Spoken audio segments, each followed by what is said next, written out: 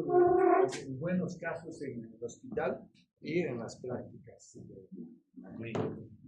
¿Por qué les digo esto? Porque las glomerulopatías, si me dicen qué enfermedades son las más prevalentes en la patología renal, son las glomerulopatías. Y de alguna forma, repito, ustedes han visto ya pacientes. Ahora lo que vamos a hacer es un poquito de enfatizar que muchos de ustedes, inclusive en las prácticas, han tenido que ya estudiar y leer y de alguna forma están ya un poquito familiarizados con las glomerulopatías, cambio mínimo, esencial, focal secundaria, membrana. Esos términos lo hemos estado de alguna forma ya masticando, ¿no? Entonces, ahora es la oportunidad donde vamos a enfatizar. Lamentablemente en las prácticas es bien difícil tener ya todos los conocimientos y ir a hacer la práctica. Tú puedes empezar tu práctica de rotación de nefrología viendo un paciente con trasplante renal y al final si uno dice, wow, ¿no? ¿Qué hago? Tengo que leer ese dato. Y lo están leyendo. Enfermedad renal crónica todo el mundo la tiene que leer porque de alguna forma casi nosotros respiramos con estas patologías, ¿no? De enfermedad renal crónica, insuficiencia renal. Entonces, glomerulopatías.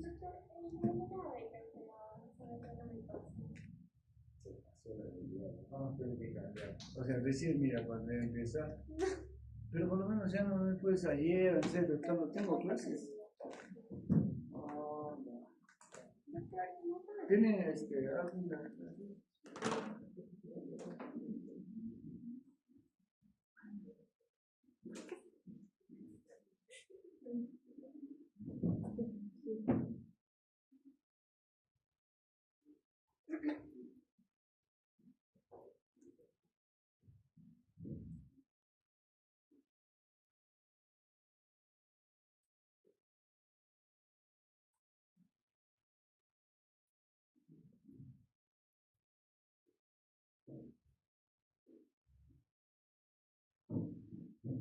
Entonces no tienes las demás clases tampoco. Pero tienes que decir. Tienes que decirme, pues, no tengo clases. Aparte que hay muchas versiones, ¿eh?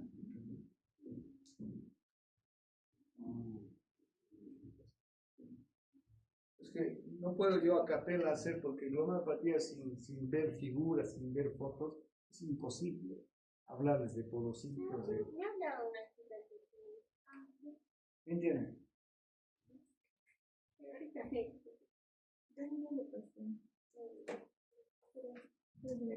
¿Tienes?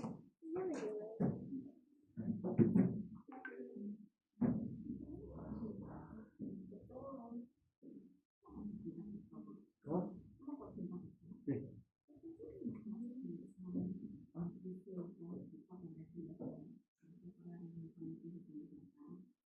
Están preocupados del examen. Eso sí se preocupa, ¿no? Yo ya sabía. Ahí se preocupa cuándo van a examen y cuánto tengo, ¿no? ¿Para qué? Para que si tengo buenas notas ya ese curso manejando. Es así. Pero lamentablemente, yo digo lamentablemente, la universidad exige que se les dé la nota, incluso que se resuelva acá. Yo les preguntaré, señores, que dicen eso, en 16 semanas vas a darte el lujo de venir a resolver, o sea, hacer una clase para resolver, para eso, bien difícil. Yo lo quisiera al rector mismo decirle, en 16 semanas no se puede hacer. Si yo les voy a pasar la nota y si desean una hora extra, eso sí podemos hacerlo, ¿no? Lo podemos resolver y todo. ¿Ya? Ahora te cuento a ti nomás, ustedes son muy suaves. Con la nacional, ¿qué hacían? Siempre estaban la nota hasta el final. Pues todo el mundo tenía que estar así, hasta el final. Y todos iban así, todos llegaban. En cambio, cuando ahora se empieza, igual que a ustedes se les doy sus notas, si ven que están bien ya, empiezan ya a caer y dedicarse a otro curso. Entonces yo, por conveniencia, yo no les daba sus notas. Y como no sabían, tenían que estar ahí y ahí. Y son buenos, ¿ah? Si me dices el resultado de eso, son muy buenos. No solamente médicos, ¿ah? Especialistas. Almenara, Revalea, tiene alguien de la San Antonio y otras. ¿Usted qué especialidad tiene? Cardiólogo. ¿Quién va a ser tu profesor? Díceles así eso, pregúntale. Y te va a decir que sí. Pero bueno, yo les voy a dar otra, ¿no? Entonces, si desean, yo les puedo hacer una extra. porque para los señores de este rector, para las autoridades, es imposible que yo me dedique a una clase para resolver. Imposible. Una cuestión extra sí puedo hacer. ¿Cómo lo hacemos las fiestas académicas? Las fiestas académicas es lo que yo lo hago con la doctora. Porque tengo entendido que los otros cursos hacen solo 2 horas a semana y no sé qué hagan para que rapidito acaben el curso. ¿Eh? Y bueno, profesor, encima no jala. Pues, ese es pues el gran profesor, ¿no? Con 2 horas semanales, imposible. Imposible poder cumplir y llegar a las competencias. Muy bien, entonces no se preocupe, yo estos días se lo estoy pasando vuestras notas y después coordinamos para hacer una clase para resolver, ¿ya? Listo, ahora sí, vamos. Entonces, dentro de lo que es glomerulopatía siguiente, vamos a ver las glomerulopatías primarias y secundarias, ¿no? Las primarias son aquellas que prácticamente nacen en el mismo glomérulo por un problema inmunológico. ¿Correcto? No hay una causa que pueda decir, ¿sabe qué tal enfermedad, doctor? Está afectando el glomérulo. Porque si es así, estaríamos hablando de una secundaria. Entonces, dentro de las primarias, vamos a tocar 6 entidades nosológicas. Sí lo hemos ido revisando con ustedes en las prácticas, al menos. Nos ha adelantado tremendamente. Y las glomerulopatías secundarias. Todas las enfermedades sistémicas de cualquier órgano que tenga una afectación o de alguna forma va a afectar el glomérulo se llaman glomerulopatías secundarias. Y podemos mencionar ahorita cientos de enfermedades metabólicas, inmunológicas, tóxico-infecciosas, es decir, neoplasias, grupos grandes de enfermedades que de alguna forma afectan. Pero si nos pondríamos a revisar todas las entidades nosológicas que afectan glomérulos, nunca acabaríamos. Por lo cual entonces en las glomerulopatías secundarias solamente, ¿no? Como enfermedades tan frecuentes e importantes, vamos a tocar 3 entidades. Una que no podemos dejar de mencionar en estos tiempos, donde nos está abrumando ya como una pandemia, es la diabetes mellitus y nefropatía. No podemos dejar. Yo no concibo un curso de nefrología que no se toque esta enfermedad, que se llama nefropatía diabética, ahora ¿cómo se llama? Enfermedad renal diabética. La otra entidad nosológica que tampoco podemos dejar de hablar o de tocar en el curso es la nefropatía lúpica. El lupus es una enfermedad sistémica que también tiene una afectación, ¿no? Renal, ¿no es cierto? Y que cada vez más prevalencia existe en países como nuestro, ¿no? Acá tiene que ver la raza mestiza, en fin, por eso es que nosotros, yo no quiero, como siempre yo les digo a ustedes, yo no creo que haya un alumno que no haga discriminación. Y la tercera enfermedad que vamos a tocar como secundarias va a ser la glomerulonefritis post-estreptococcus. ¿Por qué? Porque todavía esta enfermedad es una enfermedad de nivel socioeconómico bajo, como el nuestro, en el cual las condiciones sanitarias son malas, por consiguiente problemas respiratorios, ¿no? Y una de las tantas cepas puede afectar el riñón. Eso se llama glomerulonefritis post-estreptococcus, que normalmente da en niños, ¿no? Países avanzados, países desarrollados, no existe ya esta enfermedad, porque las condiciones sanitarias, pues, lo tienen adecuadamente. Entonces, esas 3 enfermedades vamos a tocar como secundarias. Entonces, vamos a ver entonces ahora las glomerulopatías primarias, ¿ya? Siguiente, entonces. Las glomerulopatías primarias también se llaman enfermedades glomerulares, ¿no? Enfermedades glomerulares o glomerulopatías. Patías, enfermedad glomerular. Entonces, para esto necesitamos recordar algunas situaciones anátomo-histológicas y fisiológicas, en este caso del glomérulo. Ustedes saben que el riñón está conformado, ¿no es cierto?, por aproximadamente 1.000.000 a 1.200.000 nefrones. La unidad anatómica, fisiológica, histológica del riñón es la nefrona. Y la nefrona está constituida justamente por este glomérulo y el sistema de túbulos, ¿no? El sistema de túbulos es que después de esto ¿no? Continúa el túbulo y dicho sea de paso se contornea, ¿no? Como está cerca al glomérulo se llama túbulo contorneado proximal, próximo. Y luego después de contornear baja así en forma recta y se hace delgadita, ¿no? Y hace una forma de asa y luego asciende y se hace un poquito más gruesa, ¿no? Ese se llama el asa de Henle, ¿no? Ese asa de Henle nuevamente se acerca a su glomérulo que le dio origen y contornea un poco, pero no es mucho como el proximal, ¿no? Y se acerca al glomérulo y luego recién viene y se continúa con el túbulo colector, que colecta varios, el producto de secreción de los glomérulos, colecta en uno solo y luego ya pasa a lo que son los cálices menores, mayores. Entonces, eso siempre lo hemos repetido, ¿no? Y ustedes lo han estudiado en histología, en fisiología básica, de que la unidad anatómica, fisiológica, histológica del riñón es el nefrón, ¿correcto? De toda esa nefrona, ¿vamos a estudiar los túbulos? No, ahora nos vamos a dedicar a estudiar solamente del glomérulo, de esta pelotita. Y esta pelota, en su interior, ¿no es cierto?, aloja un conglomerado de capilares, ¿no? Como una especie de madeja de hilo. El hilo podría ser los capilares, ¿no? Acá está. Es un conglomerado. Este conglomerado prácticamente está digamos, conformado por tres grupos de madeja así, sobrepuestos, ¿no?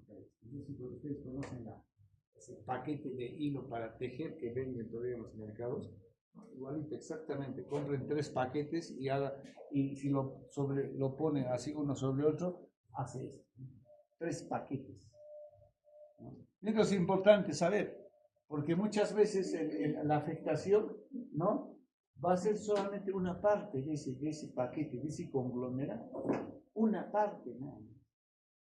Y otro sí va a afectar todo. Cuando se afecta todo, se llama global, afectación global. Y cuando se afecta una partecita, segmentaria. O sea, la otra parte de uno está bien, está normal, pero está afectado, ¿no? Entonces, ahí ya nos interesa eso, de cómo está, ¿no?, dispuesto en el interior de cada glomérulo. Entonces, este conglomerado, ¿no?, cada capilar tendría que ser el hilo que conforma ese paquete, y entre hilo e hilo hay un espacio. Ese espacio se llama el espacio de Bowman, ¿no? Hola. No, se llama espacio mesangial. Si nosotros tuviéramos ahorita una aula al frente, estoy haciendo clases al frente, entonces nosotros seríamos un capilar. Y en buena cuenta cada uno de nosotros podemos ser hasta un hematín, ¿no? Pero estamos dentro de él, ¿no? Si al frente hubiera aula en este espacio separaría esta aula con esta aula, ¿no? Estoy queriendo decir, capilar y capilar están separados por un espacio. Pusieron este espacio. Este pasadizo tendría que ser el mesanquio. En este mesanquio, ¿qué cosa hay? Hay las células en forma de estrella, se llaman células mesangiales. Pero entonces uno se pregunta si doctor, en ese espacio, esas células que tendría que ser con los globos de fiesta, ¿no? ¿Visto cuando hacen fiesta de los hermanitos, ahí los sueltan los globos y empiezan a volar? Pues, las células estrelladas, esas células mesangiales también hay, pues no están volando, están en una sustancia matricial gelatinosa. Ahí debe estar. En buena cuenta es como ahora ya se viene en Navidad, ¿no? Como panetón, uno parte del panetón que encuentra ese espacio. Tendría a ser, las pasas tendrían a ser las células mesangiales, y donde está la masa, tendría a ser la matriz mesangial. ¿Se dan cuenta? Entonces ustedes dirán, pero ¿para qué me estás haciendo recordar eso? Este mesanquio antes se pensaba era el soporte de los capilares, era como un tallo del árbol así, que soportaba inerte. No es así. Este mesangio tiene una función importante en la fisiología del riñón y también en la patología, ¿no? Seguramente en fisiopatología ustedes han estudiado cómo ese espacio mesangial empieza, es decir, las que son las pasas, empiezan a producir una sustancia matricial que viene de la esclerosis, por eso ese riñón no se esclerosa. ¿Se dan cuenta? Entonces, ¿se puede enfermar, doctor, solamente el pasadizo del mesangio? Sí, se llama mesangiopatía. O glomerulopatía, mira, glomerulopatía mesangial. ¿Por qué es glomerulopatía? Porque el mesangio no está dentro del glomérulo. ¿Se puede enfermar exclusivamente solo el mesangio? Sí. ¿Está claro? Ahora, este capilar, esto que estamos viendo acá, es un conglomerado capilar, ¿no? Vamos a hacer de cuenta que esta aula es un capilar, y obviamente el capilar tiene su pared, la pared capilar, ¿no? Y esta pared capilar tiene tres partes, ¿no es cierto? Una parte interna que vendría a ser esta parte interna que está cubriendo, mira eso. Una parte externa, ¿no? Entonces, esta parte interna, esta capa interna, se llama endotelio. Y este endotelio, ¿no? Está fenestrado, ¿no? Un film. Y en la parte externa, las células se llaman células epiteliales y están cubriendo así como un dedo, con unas prolongaciones. Esas prolongaciones del epitelio se llaman porocitos o pliegues, parecen pliegues. Y así separados están. Entonces, de allá, externamente, está cubriendo así. ¿Ya? Estos son los pedicelos porocitos. Y los otros están abiertos por los humanos, sí están abiertos. Y forman como una rendija. Eso se llama rendija, ¿sí?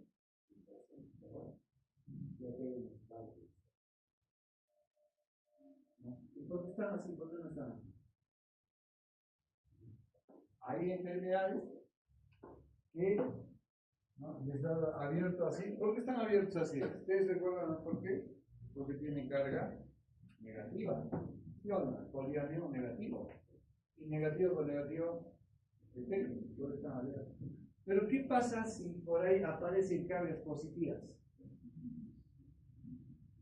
Se junta positivo con negativo.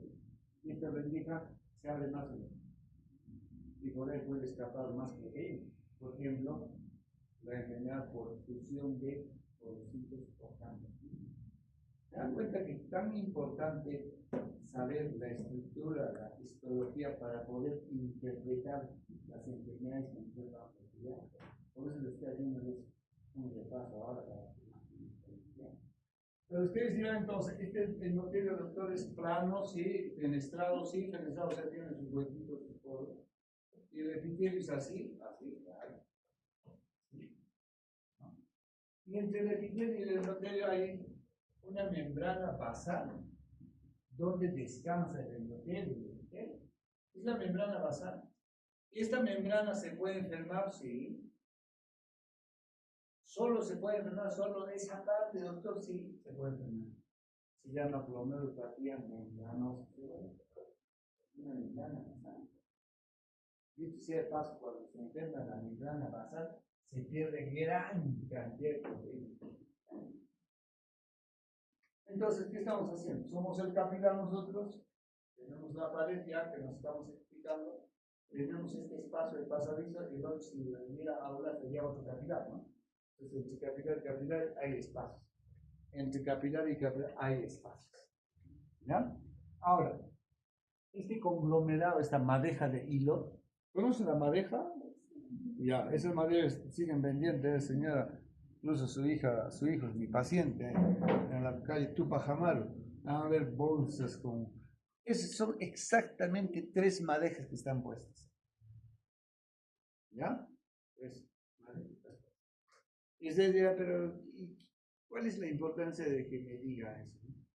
Porque les estoy diciendo que hay enfermedades que afectan todito, todo el cartílago, todito. Eso se llama afectación global. Y hay enfermedades que afectan solamente uno o dos paquetes de madeja y el otro está sano. ¿Está afectado globalmente? No, segmentariamente. ¿Se acuerdan? La esclerosis focal segmentaria. O sea, esas cosas tenemos que recordar porque si no, no vamos a poder entender. Están siguiéndome todos, ¿no es cierto? Porque esta es la parte un poquito fastidioso, un poco, digamos, soso, fobo, no sé qué se dice, una cosa que no me gusta, pues, ¿no? Y de verdad que hay muchos doctores que rotan nefrología, le dicen, doctor, si de algo no me gusta de vuestra especialidad, es glomerulopatía, coca segmental, membranosa, membranoprolífica, yo no sé. Son cosas, trabalemos que no, la verdad que no le entro ese, ¿no? Paso nomás. ¿Qué produce? No, negro, esas cosas se pueden entender, pero esta parte, entonces entender esta parte desde el punto de vista histológico-fisiológico es bonito y eso rapidito ahora van a ustedes captar, por eso se llama así, por eso se llama así.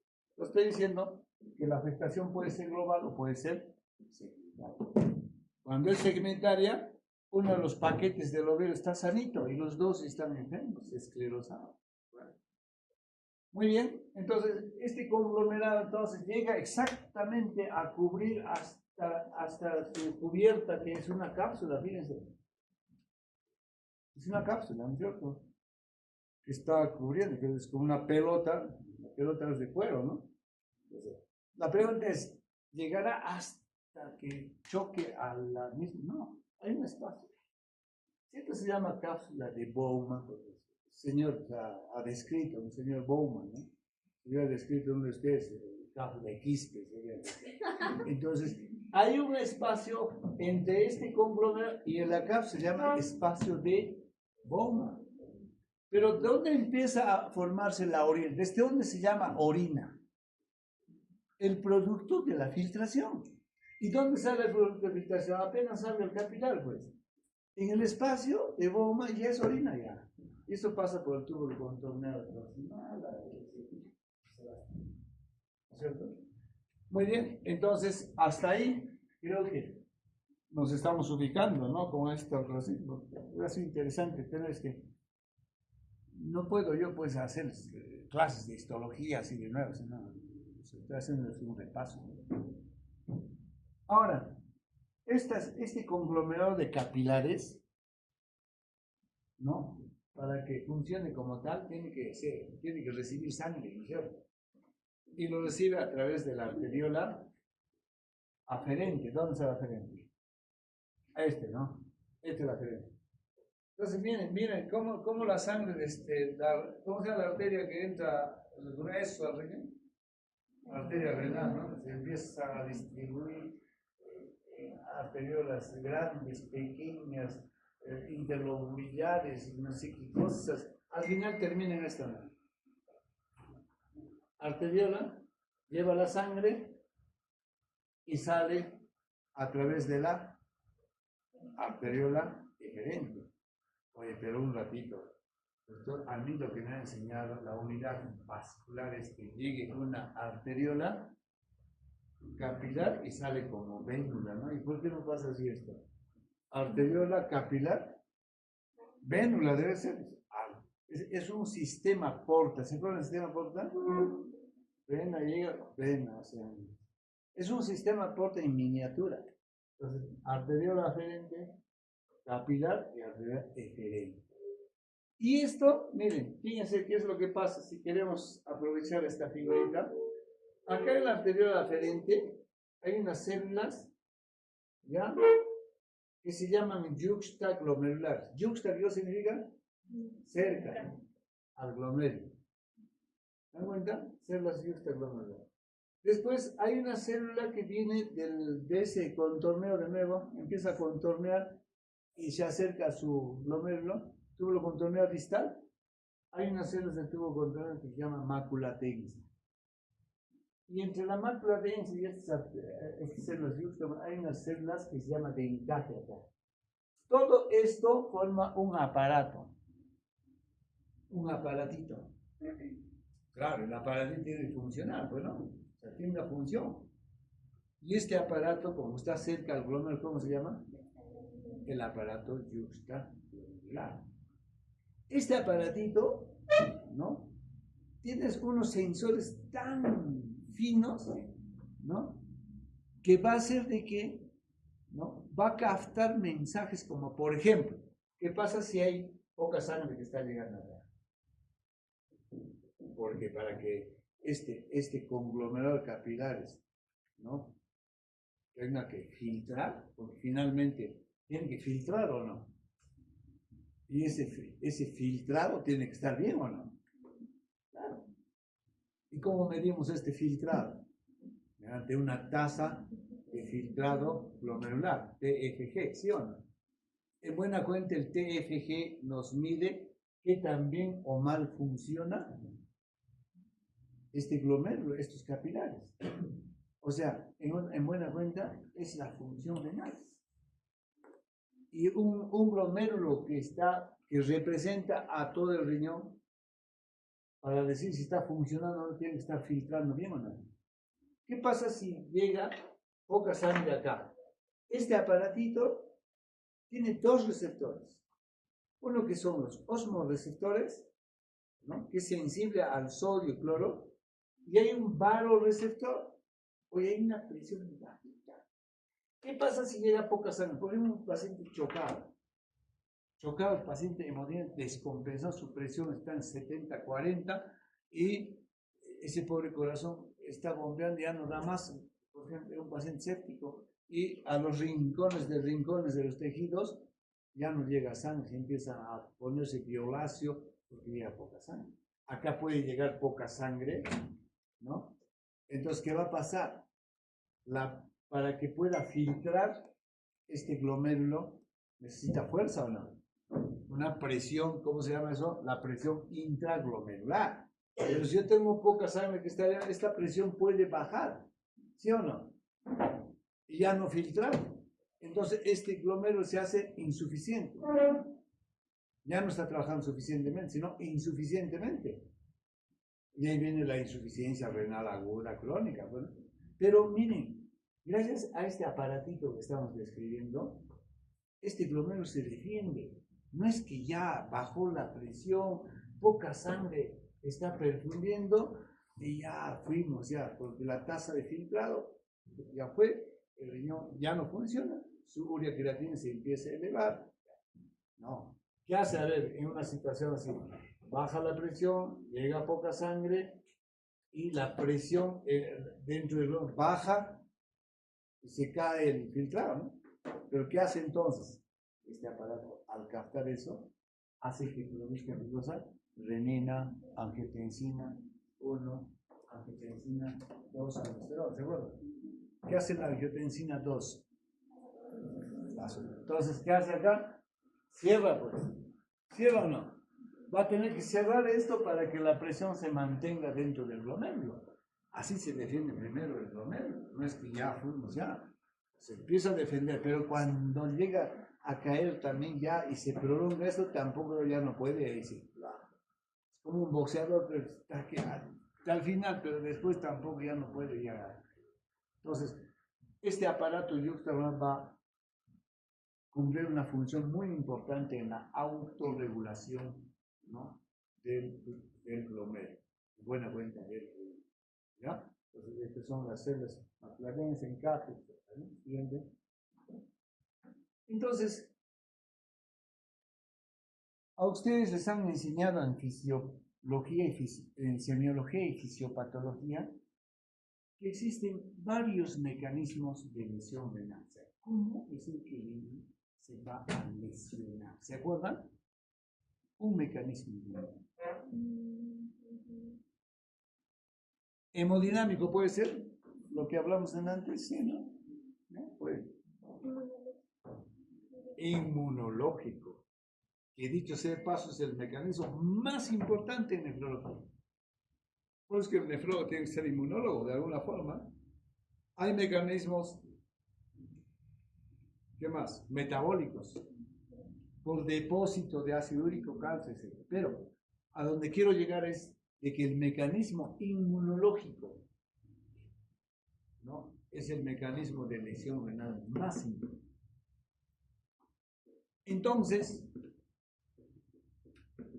en este mecanismo inmunológico, ¿no?, es el que va finalmente dañar el capilar, la pared, etc. Pero también existen mecanismos que no son inmunológicos, que van a contribuir en el daño del glóbulo. ¿Correcto? Esos son los mecanismos. Entonces hay dos brazos, mecanismo inmunológico y no inmunológico. ¿Siguiente? Entonces, ¿no?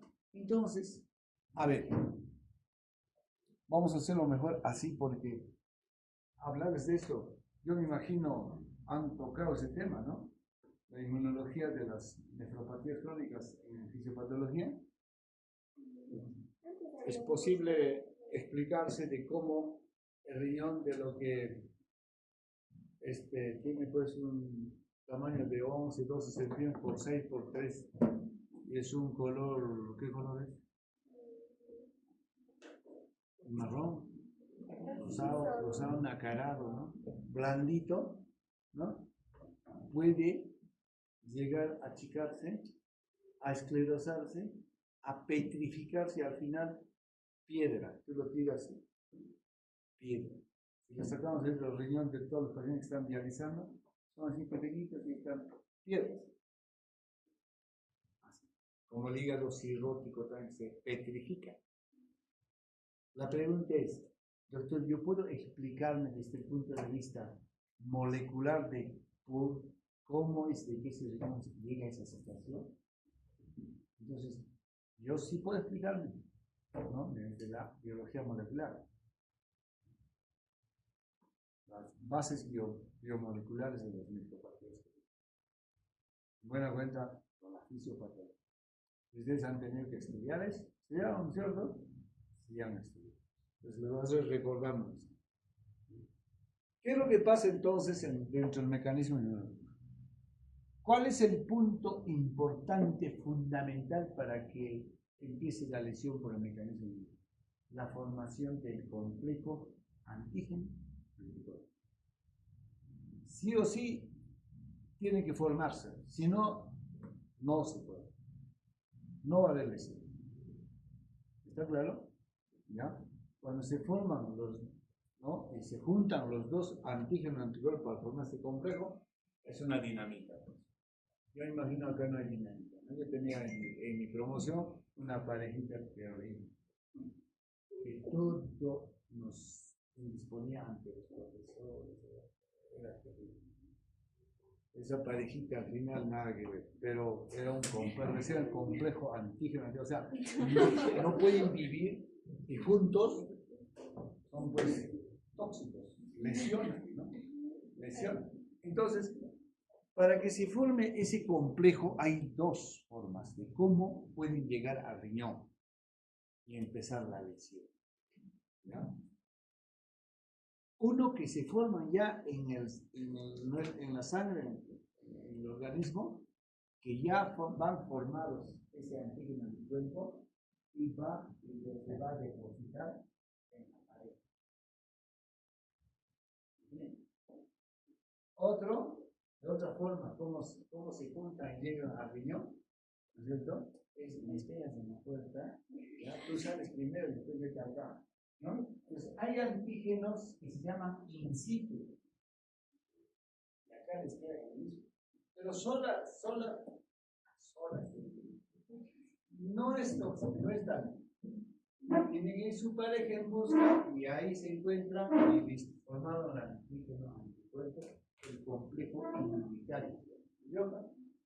¿Qué es lo que pasa entonces? Una vez depositado, sea en el endotelio, en la membrana basal, en el epitelio, en el mesange, donde vaya, va a empezar dos mecanismos fundamentales por los cuales va a empezar a dañar la pared. va a activar, a ver, vamos viendo, va a activar el sistema del complemento, sí, pásale. ¿Ya? El sistema del complemento y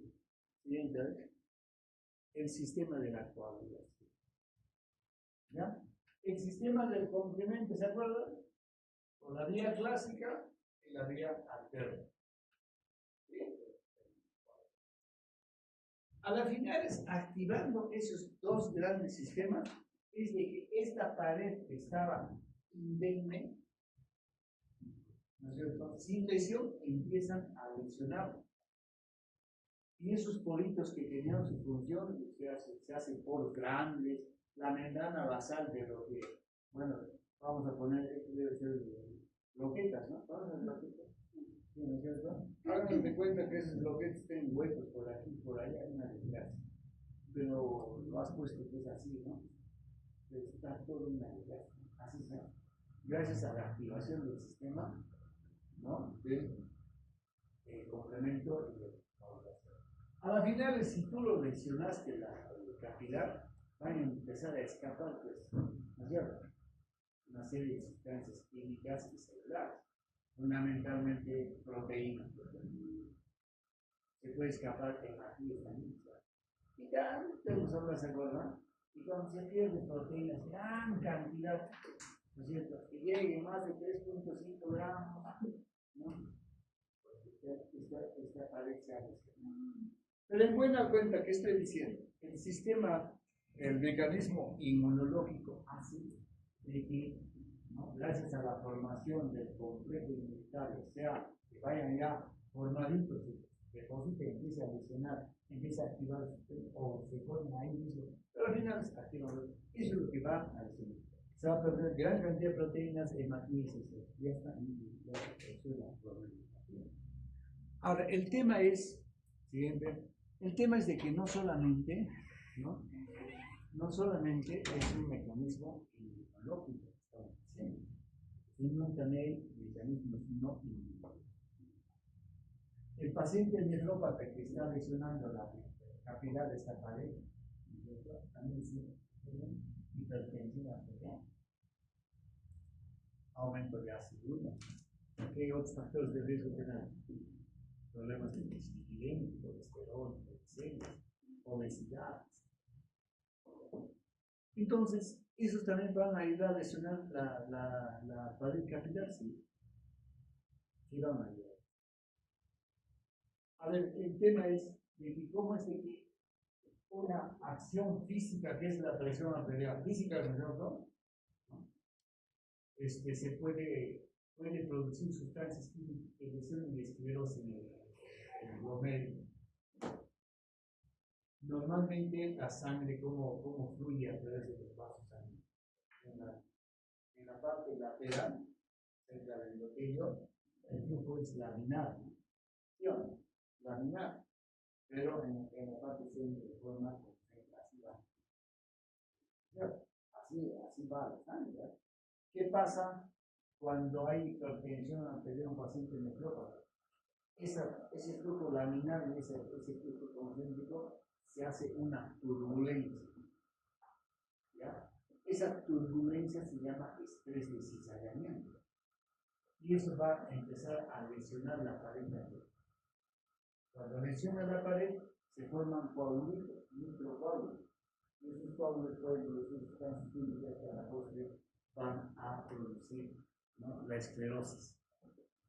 Entonces, así podemos ir analizando el ácido úrico, cómo es lo que lesiona, la dislipidemia, cómo es lo que lesiona, el hecho de que el paciente esté con sobrepeso o es obeso, cómo lesiona, el hecho de que sea fumador o no fumador, cómo lesiona. ¿Ya? Entonces, a eso se refiere cuando hablamos de mecanismos no inmunológicos. Siguiente. Entonces, ya tenemos la pared capilar lesionada, ¿no es cierto? Y hay 6 formas de lesión. En buena cuenta, 6 formas de glomerulopatías. ¿Ya? Una es la glomerulopatía con cambios mínimos. Segundo, la glomerulonefritis mesangial. Tercero, la glomerulosclerosis focal segmentaria. Cuarto, glomerulopatía membranosa. Quinto, glomerulonefritis membrano-proliferativa. Y sexto, glomerulonefritis rápidamente progresiva. ¿Está claro? Esos son los 6 tipos más importantes, ¿no? De glomerulopatía. Si ustedes se fijan, algunos se habla de patía y en otros de itis, ¿no? Cuando hablamos de patías, hay un proceso inflamatorio, pero mínimo o nada. Pero cuando hablamos de itis, por ejemplo, glomerulonefritis mesangial, acá sí el componente inflamatorio es tremendamente mayor. ¿Ya? Entonces, lo que yo quiero ahorita es de que interpretemos por qué se llama así y luego ya empezamos a desarrollar. Porque si a mí me dicen, doctor, las glomerulopatías cambian menos, más se presenta en niños, en varoncitos, va con síndrome nefrótico, bueno, pues, ¿no? Pero yo tengo que interpretar. Las glomerulopatías con cambios mínimos, ¿por qué se llama así? Eso es lo que yo quiero ver. ¿Por qué se llama así? Mira, inicialmente en esta enfermedad lo que se encontraba era de que el paciente que tenía esta enfermedad se lesionaba tanto la pared que perdía gran cantidad de proteínas y también al perder gran cantidad de proteínas, ¿qué vas a pasar? La albúmina baja y el colesterol empieza a elevar, ¿no? Y por consiguiente se pierde, ¿no? Entonces se encontraba gran cantidad de células en el túbulo contorneado, proximal sobre todo, células cargadas de grasa. ¿Por qué? Porque producía síndrome nefrótico y botaba pues grasa, colesterol. Entonces se llamaba inicialmente esta enfermedad nefrosis lipoidea, así van a encontrar. ¿Ya? Por eso se llama nefrosis. Ahora, ¿por qué se llama glomerulopatía con cambios mínimos? Cuando uno evalúa los glomérulos, ¿no? Y vemos ahí los capilares, el mesangio, las células mesangiales, uno que no está habituado a evaluar y a examinar, bueno, un patólogo sí, ¿no? Incluso el patólogo tiene que especializarse en patología renal. Nosotros lo vamos a ver como glomérulo normal, pero en la realidad en esta enfermedad, ¿no? Hay proliferación ligera de las células mesangiales y también puede haber proliferación ligera de las células endoteliales, pero es una cosa que no es trascendente. Y la membrana basal, esta membrana basal, donde descansa el epitelio, ¿no? Está ligeramente engrosada, pero en buena cuenta, si nosotros vemos los glomérulos de estos pacientes, parecía que están normales, ¿no? Ligeramente puede estar con proliferación celular y ligeramente puede estar engrosado. Entonces va a haber cambios realmente mínimos. Pareciera que son glomérulos normales. Por eso se llama cambios mínimos. En esta enfermedad, una de las cosas que se encuentra es que el epitelio, que es exactamente mi mano es el epitelio por prolongación, ¿ya? Se ve que sus prolongaciones que se llaman, los pedicelos o pies de porocitos están fusionados. Y por consiguiente, esta rendija se abre más, se fusiona. Entonces se llama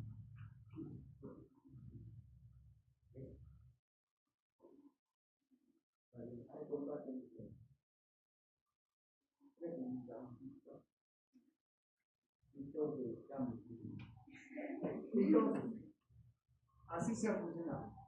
¿Y así está? Entonces, estas rendijas se han abierto más y empieza a perder proteínas.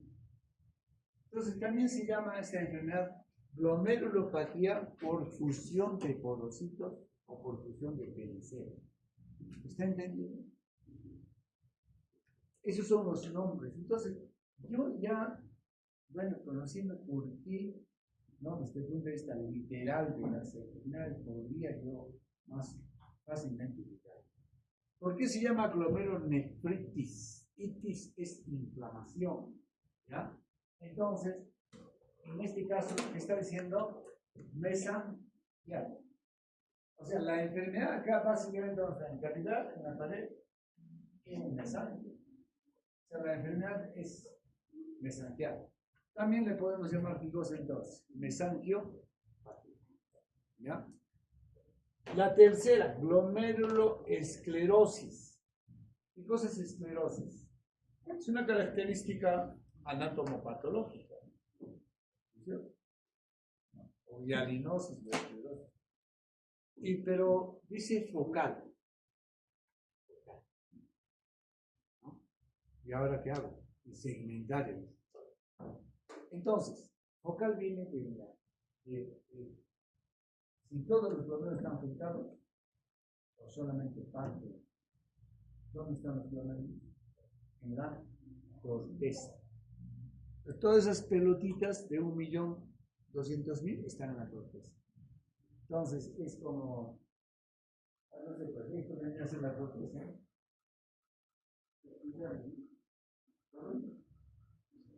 Ya, esta es la corteza y la cortina vendría a ser la médula. No importa si se riñón, y esa parte se ve un poquito oscura y esta parte se ve un poquito clara. ¿Por qué se ve oscura? Porque están fijosa los glomérulos o hay túbulos en la corteza. Ay. Y esas pelotitas, ¿por qué se ven oscuras? Porque están conglomerados de qué? De capilares, de sangre. Entonces, yo digo, en toda la corteza del riñón están los glomérulos. Si yo veo que solamente parte de los glomérulos están afectados y parte están sanos, y se han afectado por los glomérulos, ¿cómo va a ser una afectación? Todo. Y si se afecta solamente los glomérulos de aquí hasta acá, y de acá están sanos, ¿va a ser una afectación difusa o focal? Focal. O sea, en esta enfermedad va a haber esclerosis de los glomérulos focal.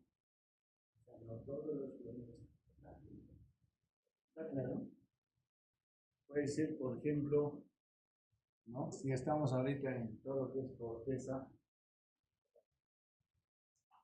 acá está afectado, todo está. Acá no, acá sí. ¿Está afectado difusamente? No. Focal. Entonces, ¿qué está diciendo acá? Hay una afectación de parte de todos los glomérulos, solamente parte focal, y de los que está afectado todo el conglomerado de capilares de que antes hablamos, o solo una parte. Por eso se llama glomerulosclerosis focales. Ahora que se presente más en varones entre 10 a 30 años, más va a doctor con síndrome nefrótico, eso lo vamos a estudiar. Pero lo que yo quiero es que interpreten ustedes por qué se llama así. ¿Está claro? ¿Alguien ha entendido? ¿Tú has entendido? ¿Sí? ¿Seguro? A ver, explícanos por qué se llama glomerulosclerosis focal y segmental. Así que cuando te preguntan qué tienes para decirle, doctor, voy a explayar por qué se llama así. A ver, cuéntame, prepárate.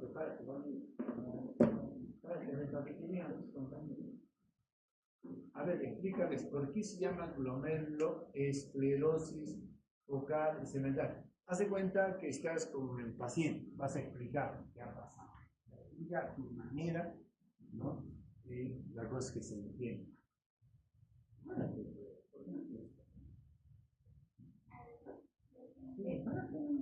te preocupes.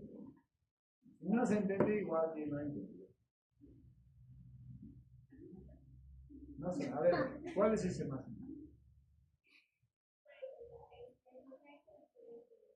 No, ¿por qué se llama toda esta enfermedad así? Glomerulosclerosis.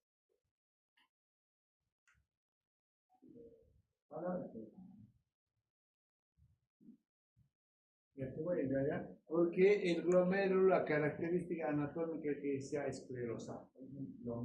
Afecta el glomérulo, no va a ser tubo. El glomérulo. Ya. Focal, ¿por qué? Una parte. Y otra parte va a estar, está sana. O sea, por parte afectada. Este kilo puede estar afectado, está sano. Así sería, ¿no es cierto? Y de los que están afectados, ¿cómo están afectados? Todo. Cuando digo segmentación,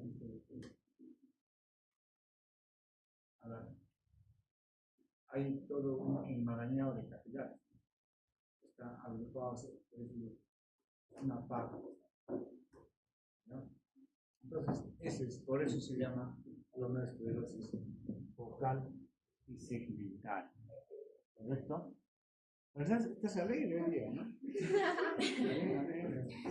Pero sea bonito que comparta, mira, estamos viendo un asunto que de verdad es.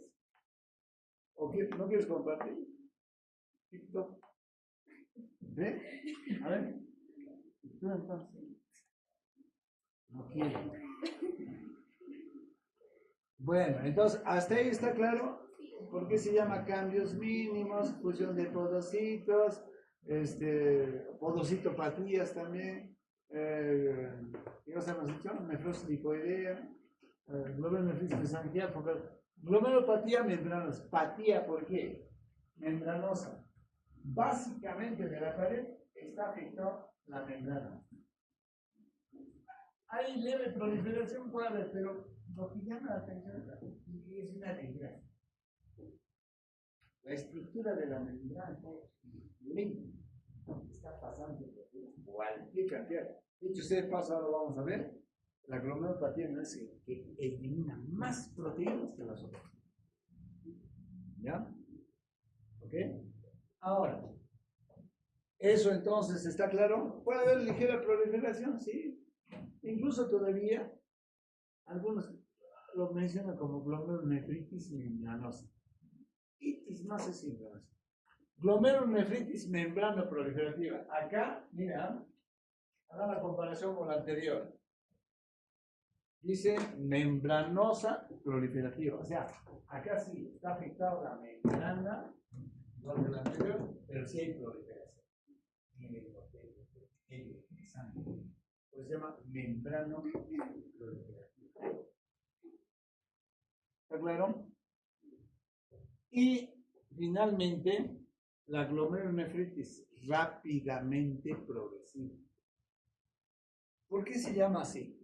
Rápidamente progresiva se refiere a que pierde la función renal muy rápido. Porque de todos estos vamos a ver que afortunadamente esta enfermedad que da más a niños, a bebitos, no lleva a insuficiencia renal.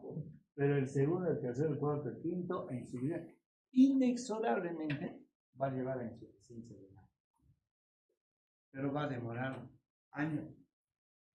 Pueden desde 3 años, 5, 10, 15, 20 años demora hasta llegar a diálisis. ¿No? Pero esta enfermedad en semanas o meses ya está en diálisis el paciente. Por eso se llama rápidamente progresiva, por la evolución. Pero en buena cuenta, ¿qué pasa? Según esa anatomía. A ver, acá, en la parte externa, ¿qué hay? Las células epiteliales, ¿no? Cuando estas células empiezan a proliferar, ¿no? Empiezan a reproducirse, vamos a decir, ¿no? Empiezan a formar como un bulto así, pero en forma de semiluna. Semiluna completa, semiluna. Un casco de dinero, así se ve. Y después del capilar, ¿qué cosa hay? Afuera. Hay un espacio, ¿no? Hasta que llegue al tope que es el acá. En ese espacio empieza a formar semiluna. Por eso también se llama glomerulonefritis con formación de semiluna. También se llama glomerulonefritis extracapilar, está afuera. Entonces yo voy a ver libros extracapilar, formación de semilunas, que dicho sea de paso, hay que tenerle miedo a esta enfermedad, porque rápidamente el riñón se lo lleva. Entonces cuando dice, oye, tiene semilunas miércoles, yo ahora pobrecito, semilunas. Pues no se olviden, en semanas o meses se va a hacer una insuficiencia renal crónica, severa avanzada. ¿Se dan cuenta? Entonces, estos serían los 6 tipos de glomerulopatías. En realidad, cada uno son síndromes. Y cuando decimos síndromes, decimos el conjunto de signos y síntomas producidos por muchas causas o enfermedades. Eso tiene que cumplir, si no, no es síndrome. Bien. Cuando dice es un síndrome, a ver un ratito. ¿Tiene signos? Sí. ¿Tiene síntomas? Sí. ¿Es producido por sí, sí. Cada uno es un. Ahora, la pregunta es, a ver, si esta pared que contiene, que prácticamente está funcionando bien, ¿no? Conserva, es un filtro, ¿tú te imaginas si pasara todo lo que filtra, lo que llega al glomérulo? Pasaría proteínas, pasaría más. Sería una coladera, ¿no? Pero ¿qué pasa si está lesionado? Entonces, la pregunta es, a ver, para ti, ¿cómo se me ha llegado a preguntar como, ¿ya? Y usted está haciendo la especialidad de pediatría, que o sea, hay que quedarse un niño, ¿no? Con glomerulopatía. ¿Cómo se manifiesta una glomerulopatía? ¿Cómo se manifiesta? ¿Con qué signos, síntomas se manifiesta una glomerulopatía? ¿Quién me contesta?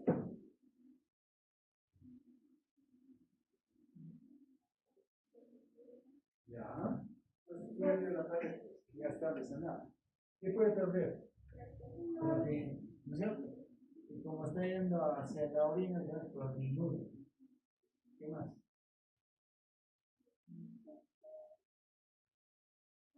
¿Esas dos? No. ¿A qué es? No sería la respuesta decirle que depende del tipo de glomérulo. Claro, pero en forma genérica, Esthercita. ¿Tenemos Esther?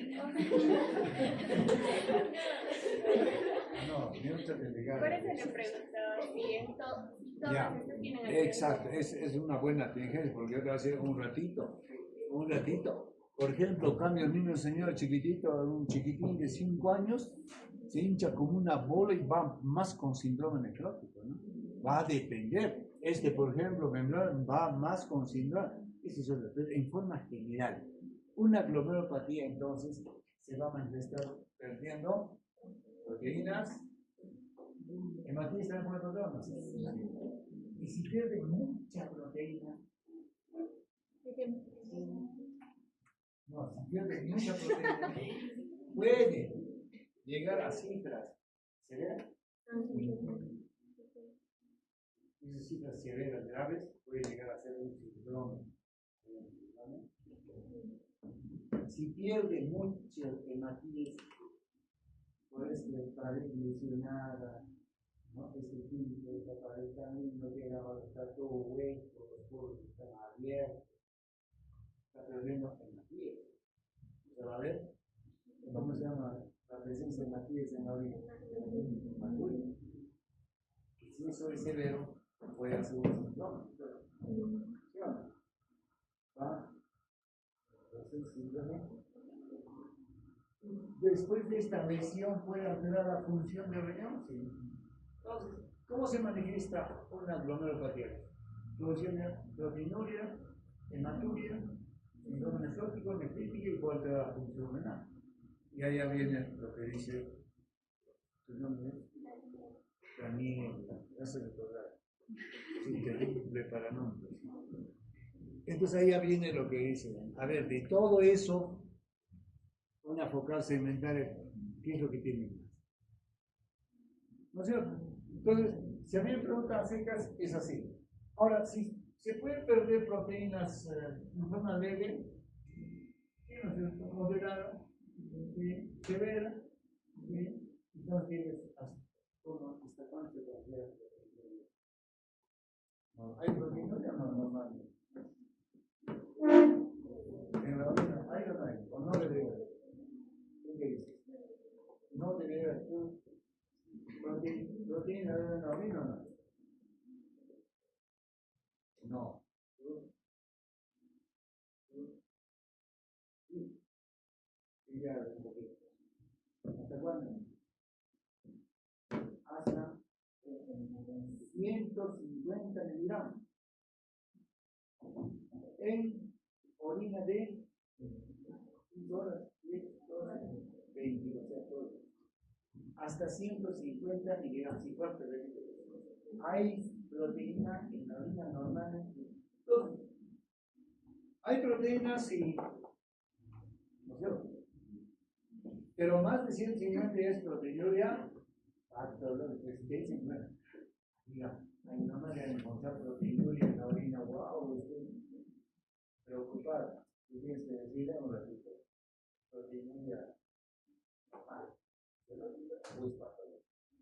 patológico, considero desde cuánto? Desde 150 para arriba. Entonces, voy a decir, de acuerdo a su severidad, proteinuria patológica leve, ¿cierto? ¿Hasta cuánto?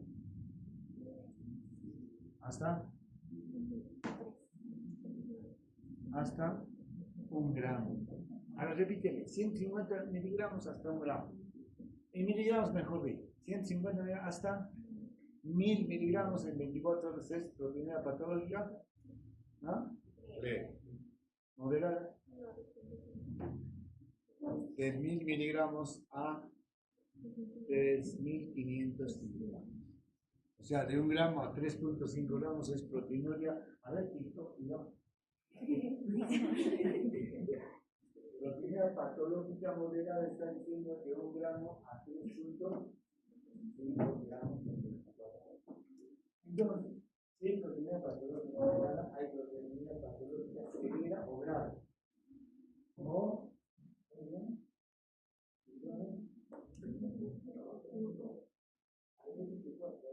¿a partir de qué cifra se llama síndrome? Por lo menos eso, recuerden. Ancianos se acuerden que existe porocitos de la membrana. Ya, por lo menos eso, porque lo mínimo que sabe también un doctor que no es nefrólogo sabe eso, ¿no? Pues ya si no sabes eso, no es un doctor.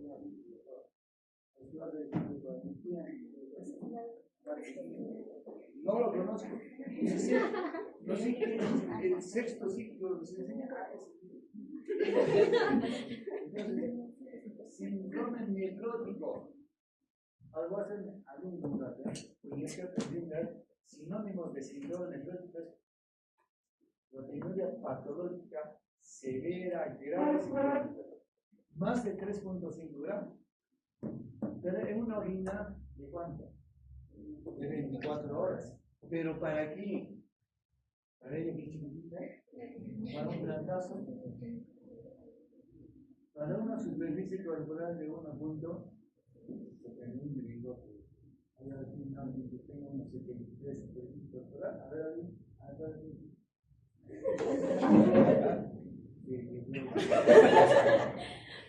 ¿Y cómo se mide la superficie corporal?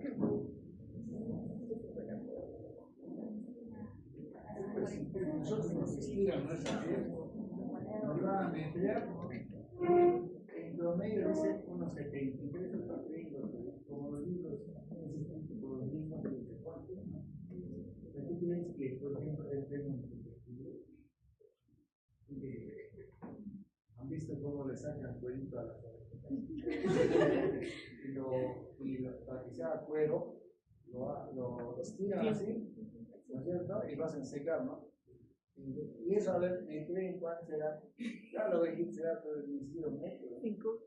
Entonces, si me están diciendo que 3.5 gramos es para 1.73 para vuestro compañero, para ella, que chiquitita, 1.60. A ver, ¿usted cree que va a cumplir ese 3.5? No. No es síndrome necrótico, porque no llega a 3.5. ¿Cuánto superviste? 1.60. 1.6 de supervisión. ¿Cuánto? 3.23. Mira, 3.23 tiene rango necrótico. ¿Cumple lo que dice el libro 3.5? No. Por eso es que usted tiene que decir, síndrome necrótico, doctor, es para 1.70. ¿No? Entonces ahora ya está pensando, ¿cómo hacemos? Le vamos a decir que cumpla 3.5 gramos en la vida. Jamás. Entonces, en niños, ahora que ustedes van a llegar a la pediatría, ¿no? Van a enseñarle a pediatras que saben. Hay proteína fisiológica, pero tiene que ver con niños. Pero hasta 4 miligramos metro cuadrado hora. ¿No?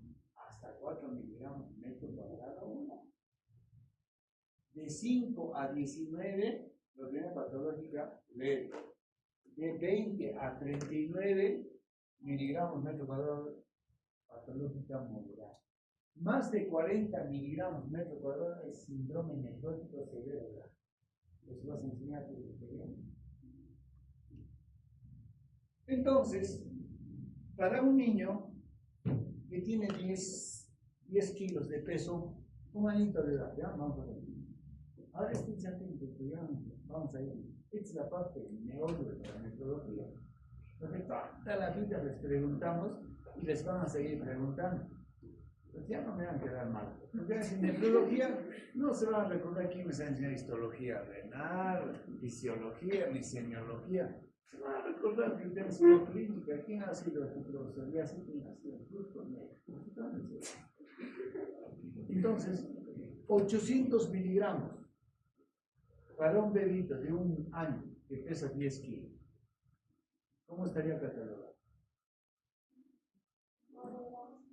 Lo primero que tienen que hacer, sacamos su superficie corporal.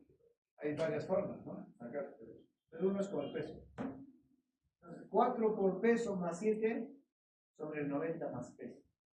A ver, numerador, 4 por peso más 7 sobre 90 más peso. Y este bebito pesa 10 kilos. ¿Cuánto sale? ¿Cuál es su superficie corporal? 0. Quiere decir que ese bebito, si le estiramos su piel, no llega a 0, ¿cuánto? Ni siquiera medio metro. Entonces, ahora sí. Saquen entonces. Laboratorio nos dice que tiene 15 miligramos metro cuadrado hora. Ellos no lo van a sacar así. ¿Casi cuánto tiene proteína? 800 miligramos. ¿Qué sería 800 miligramos? A ver, 800 miligramos. ¿Cómo sería en este bebito? A ver. ¿Qué tienen que hacer? Estaba diciendo superficie corporal por hora. Tengo que dividir esos 800 entre su superficie corporal. ¿Cuánto es? ¿Cuánto?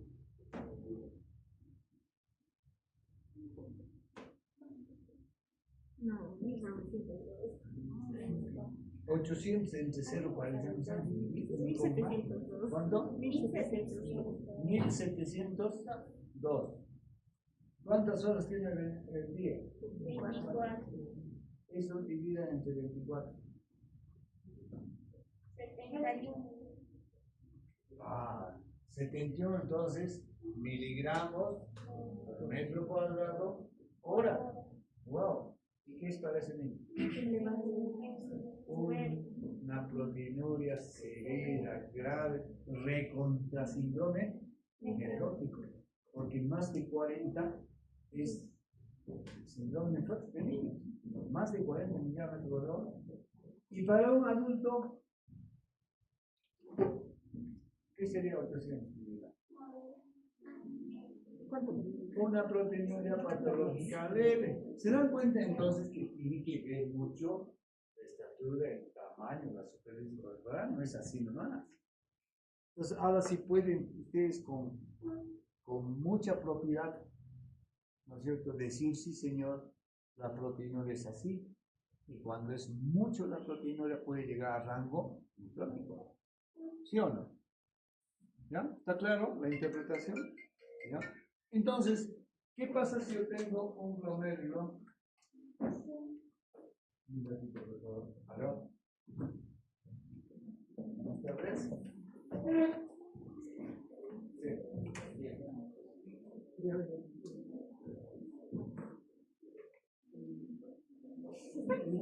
¿No has visto esto?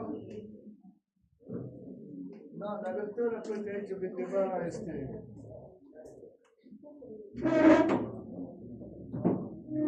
árabe.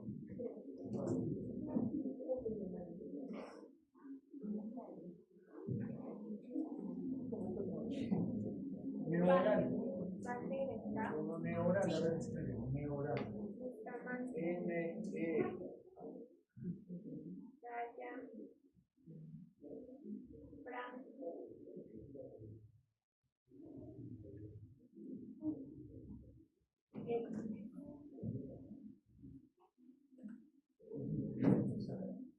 ¿Puedes decir a Juanita? ¿Y ante la doctora Farmacusco? ¿Neural? Fosforina A o neural, por fíjate. Vayan a Farmacusco.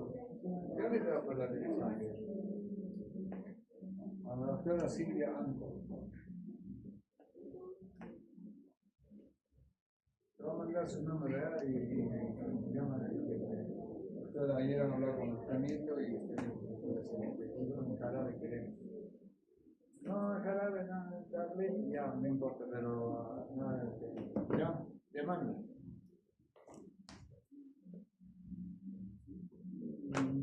No creo, pero la doctora ayer me ha dicho, no entiendo la doctora.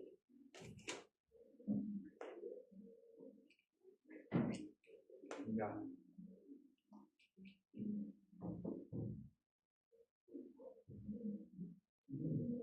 Revisando.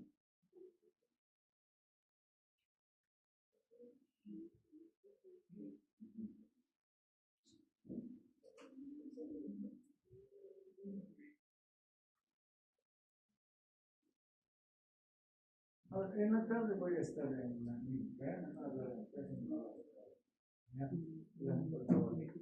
ya, entonces, a ver, si se pierde entonces gran cantidad de proteínas que puede llegar hasta ser severo, ¿qué va a pasar con la proteína en la sangre?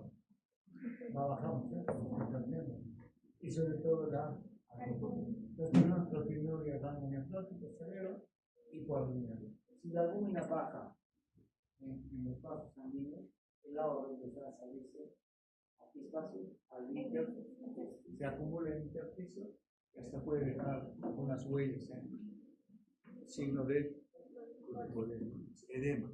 Mira cómo es la secuencia, ¿no? Pierde proteína, por eso es la condición signo cuando no pasa síndrome necrótico es pérdida de proteína de rango severo, hipoalbuminemia, edema. En el afán de compensar esa pérdida de proteínas en la sangre, el hígado empieza a producir grasa. Va a haber colesterol triglicéridos. Esos cuatro hacen síndrome. ¿Ya? Esos cuatro signos hacen síndrome. Y si se pierde gran cantidad de hematitis, el paciente va a tener hipertensión arterial, va a haber oliguria significa distribución de oliguria. Se puede alterar la función renal, sí. Puede haber proteinuria, sí, pero no de rango neoprótico. Todo eso, ese contexto, hace síndrome nefrítico. De todas estas, ¿no? Lo que no puede faltar, la condición sine qua non es que llega hipertensión arterial. El resto puede faltar. Incluso de los dos, hematuria y hipertensión, puede faltar. Pero que no puede faltar es. ¿Está claro? Eso hace síndrome nefrítico. Entonces ya tenemos la explicación de proteinuria y hipertensión. Tenemos hematitis en la orina. No bien.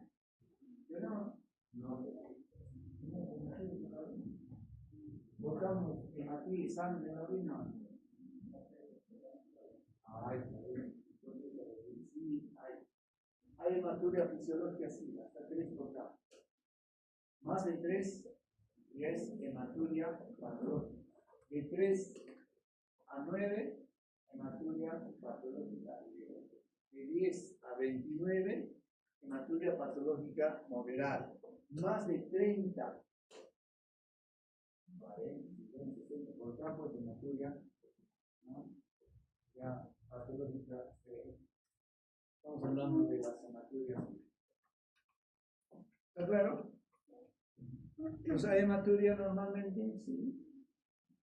Hay proteínas, normalmente sí. Pues hablamos de hematuria, proteinuria, fisiológica. ¿Hay glucosa en la orina? No. ¿Sí no? No hay. No tiene por qué haber. Porque la glucosa se reabsorbe en su totalidad. ¿Dónde? En el túbulo contorneado. Y si es que hay, es un diabético que está botando mucha glucosa, o es que el túbulo contorneado está enfermo. Esas cosas esas básicas. Es como tu nombre. Si no sabes tu nombre, no golpeate la cabeza. ¿No? Eso es lo que. Ahora, ¿qué pasa con la hematuria? Cuando decimos que la hematuria, ¿no es cierto?, es de origen glomerular, ¿qué cosas se refiere? ¿Cuáles son las características? Hematuria es presencia de sangre en la orina, ¿cierto? Y lo clasificamos en hematuria glomerular, que estamos hablando, y hematuria extraglomerular. Extra del glomérulo, empezamos desde los túbulos, ¿o no? Túbulos, cálices, ureter, vejiga, esa hematuria. ¿Cuál es la característica? ¿No? La característica de la hematuria glomerular. El color. Pero primero les voy a enseñar algo. Mira, de hematuria, yo vivo de la hematuria. Todo el mundo se preocupa y sale en la orina, doctor. Para ser médico, todo. Es, mi compañero me tiene que recordar que hasta 3, tiene 10, se van a repetir, ¿no? Vaya, aquí vas a mandar. Mis alumnos me mandan, que vaya a ver y me mandan su referencia ya hasta acercarnos a un diagnóstico, es interesante. Y me llaman, doctor, usted manda un paciente que me da excelente. Y repasamos de paso, ¿no? El motivo que le manda. Entonces, cuando el paciente tiene hematuria, la primera pregunta que tiene que hacer es: doctora, ¿qué orinando? ¿Qué primero que tiene que hacer?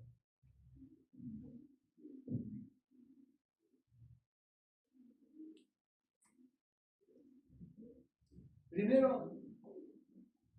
tienes que dudar. ¿Realmente ahora te olvidamos sangre? ¿Sí o no? Claro. ¿Y si es dama? ¿Con qué estaría confundiendo? Tal vez está orinando sangre y luego aparece manchado. ¿Con qué podría estar confundiendo? Con hasta secreción vaginal o tal vez algún tema intestinal, ¿no? Sí, claro, se llama así.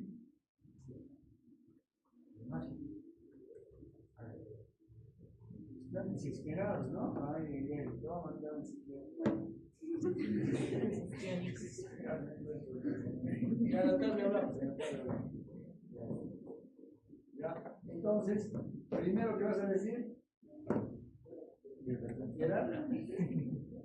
Entonces, podemos confundir con las secreciones, ¿no es cierto? A ver, una fístula anorrectal, cutáneo rectal, no sé, puedes confundir, ¿cierto? Ya, ¿qué pasa si te dicen, mira, ¿cómo van a abordar? Así, no sé ustedes ni van a ser nefrólogos, ni nada, pero ya, oye, los médicos tienen la Entonces, primero es o no. La respuesta es sí está. Entonces, tú ya sabes, la sangre de hematuria puede ser macroscópica que yo vea, ¿no? Que realmente orina la sangre. Y una hematuria que tu orina está amplia, clarita, pero Entonces, yo digo, la segunda pregunta que me hago es, si es sangre, ¿será realmente de la vía urinaria? Porque puede ser de otra vía. Segunda pregunta de entonces. Perdón, doctor. Aló. Doctor José María.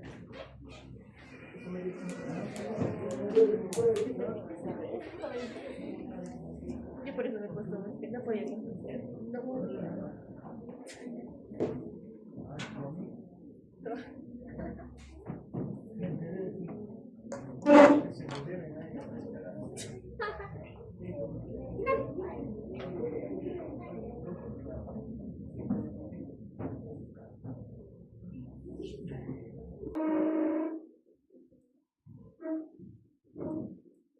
Ya, entonces, a ver, vamos. Porque esta parte que estamos repasando todo, fisiología, histología, hola, Jonathan, ¿qué tal? ¿Hay interconsultas? A ver, fíjate si no me llamas, hasta las 12 de hospitalización.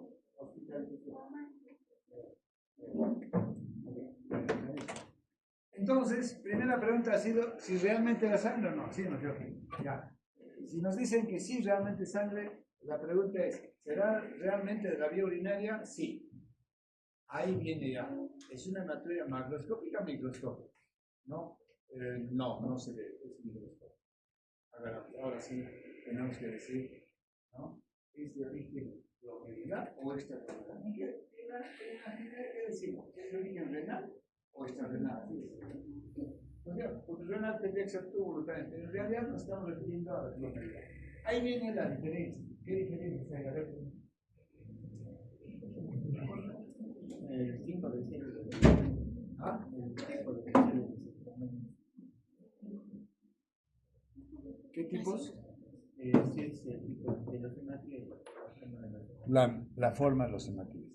Entonces, la forma de los hematíes se altera, ¿no es cierto? ¿Ya?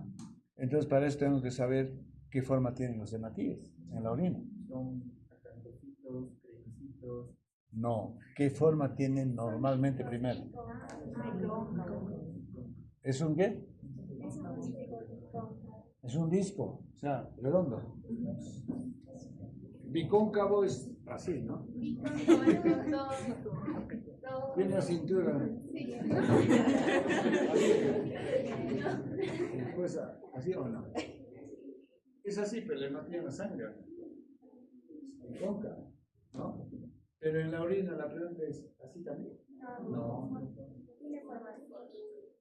Puede tener forma. No, esos son tubulares. A ver, ¿quién va a averiguarse? Tú, delegado.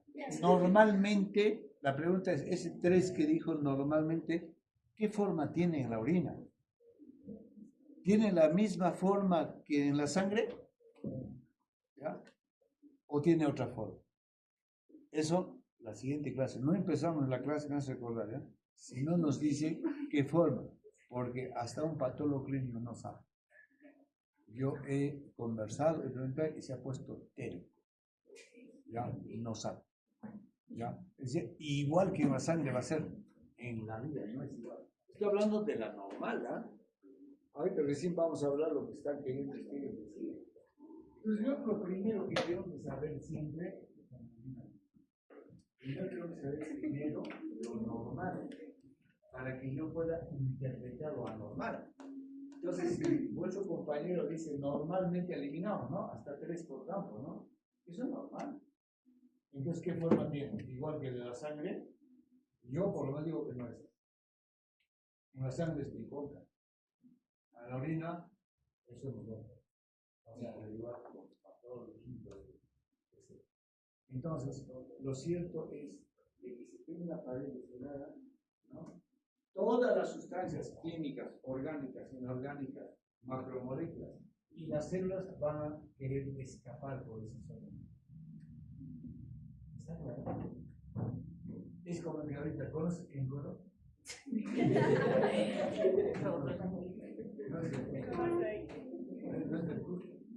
¿Tú conoces? ¿Has visto cómo es su pared?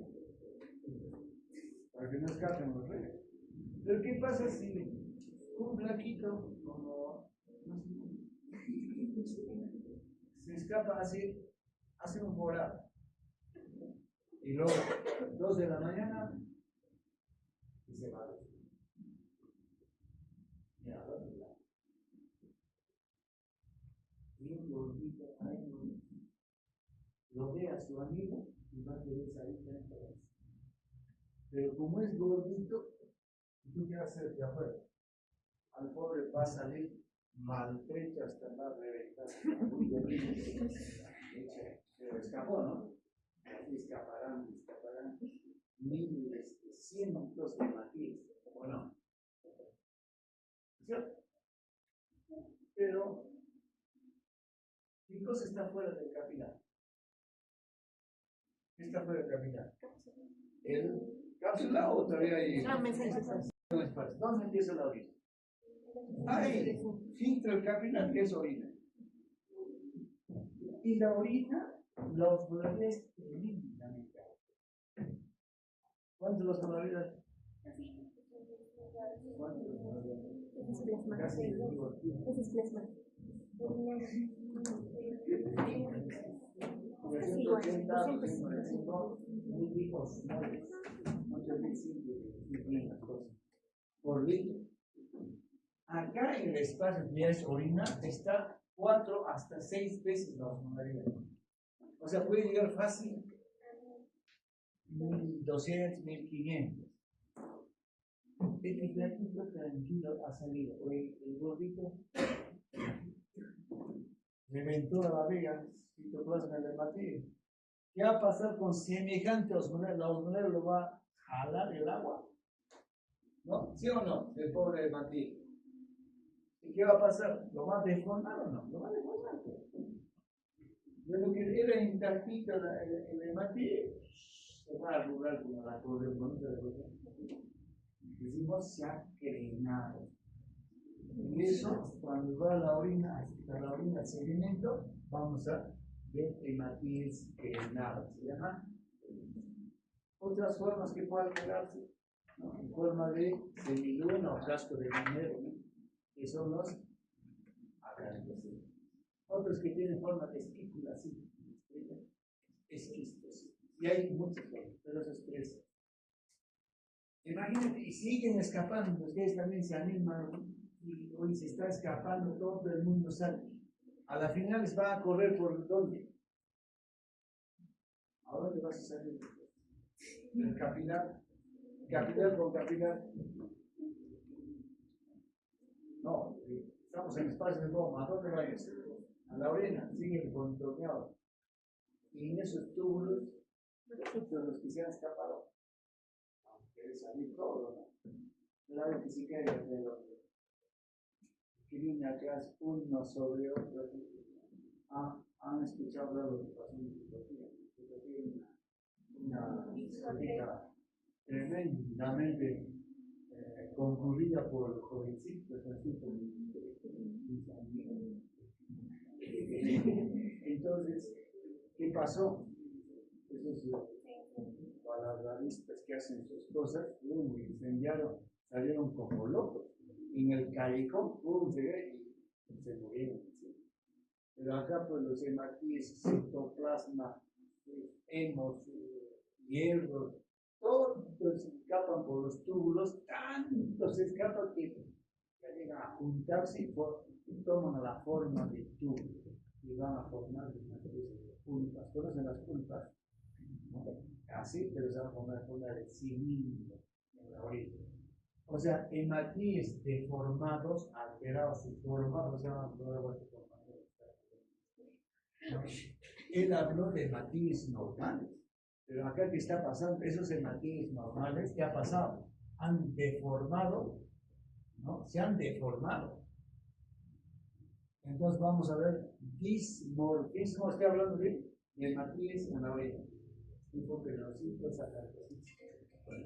Más la presencia de cilindros hace el diagnóstico de lesión de bronco. ¿Está claro?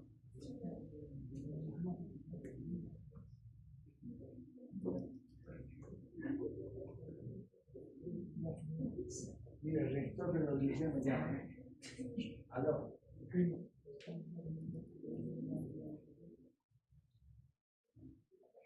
De verdad. ¿Cómo se llama?